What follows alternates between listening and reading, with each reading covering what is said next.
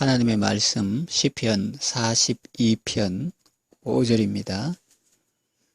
구약 833페이지입니다. 시편 42편 5절 봉독하겠습니다.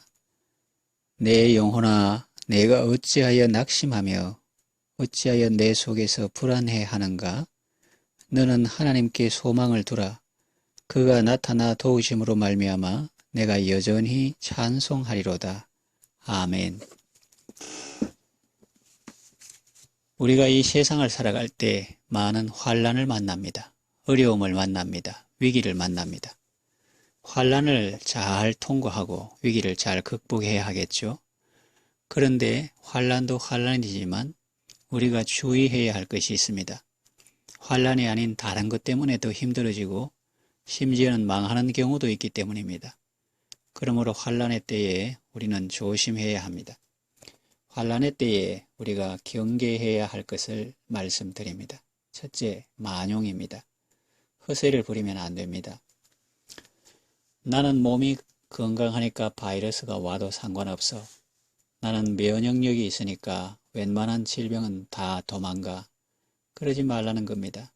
성경 잠언에 지혜로운 자는 재앙을 보면 숨어 피하여도 어리석은 자들은 나아가다가 해를 받는다고 했습니다.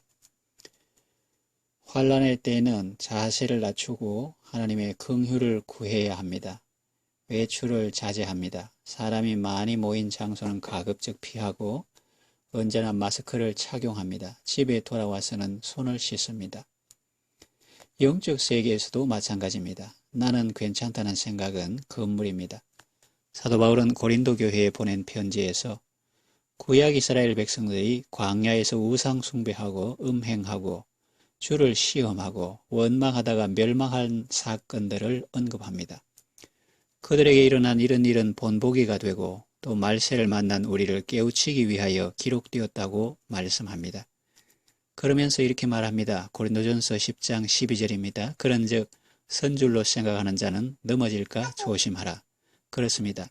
스스로 선줄로 생각하면 안 됩니다. 나는 끄떡없다. 다른 사람은 넘어져도 나는 안 넘어진다.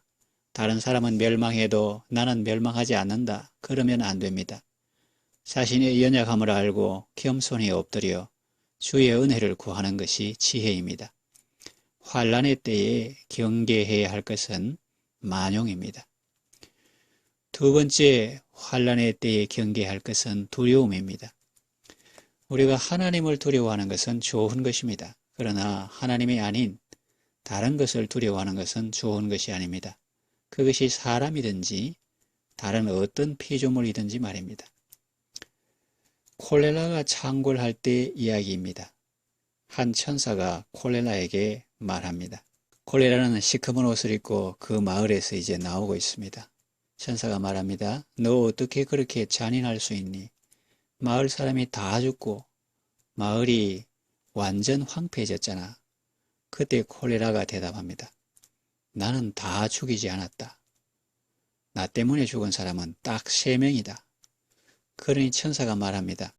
시침이 떼지 마. 그러면 다른 마을 사람들은 왜 죽었는데? 그때 콜레라가 대답합니다. 그들의 죽음은 나와는 상관이 없다.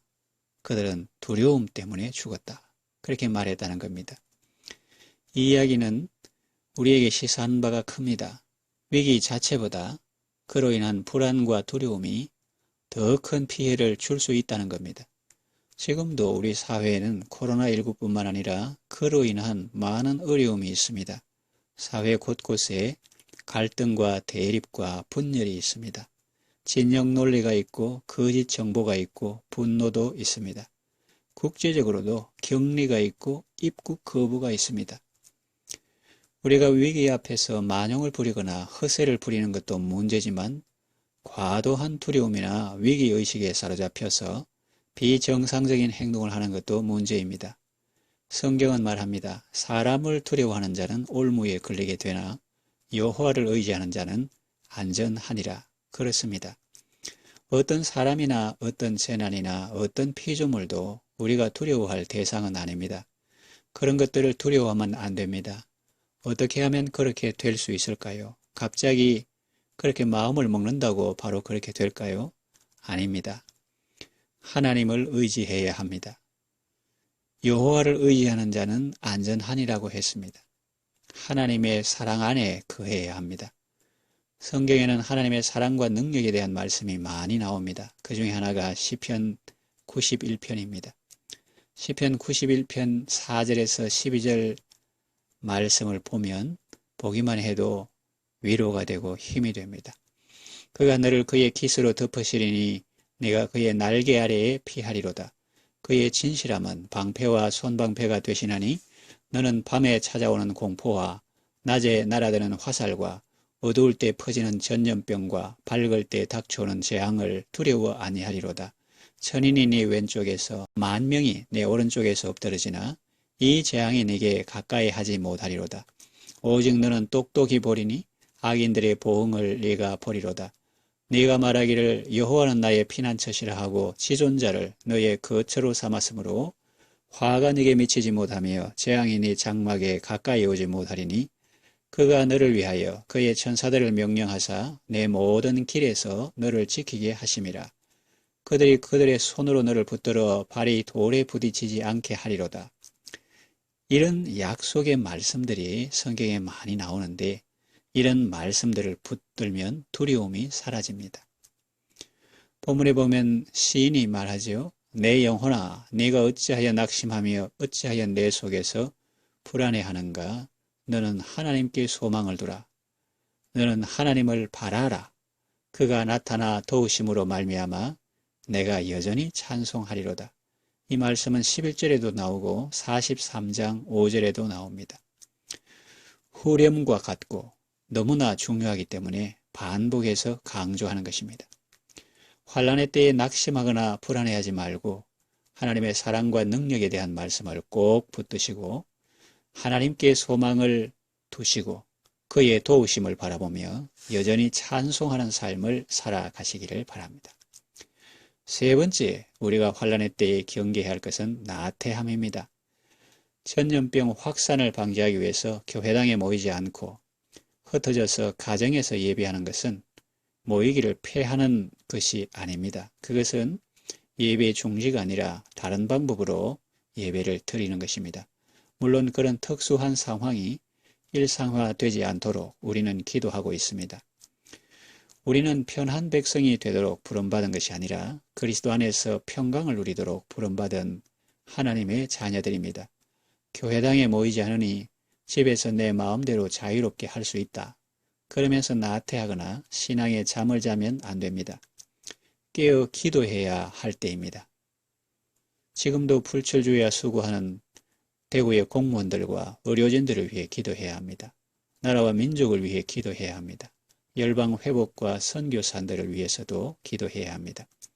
우리 성도들을 위해서도 기도하고 자녀들을 위해서도 기도해야 합니다. 믿지 않는 가족들과 이웃들의 영혼 구원을 위해서도 기도해야 합니다. 그리고 말씀을 보아야 합니다. 분주 복잡하게 사느라 말씀 볼 시간이 없었다면 이제는 하나님의 말씀을 들어야 합니다. 그 말씀에 귀를 기울여야 합니다.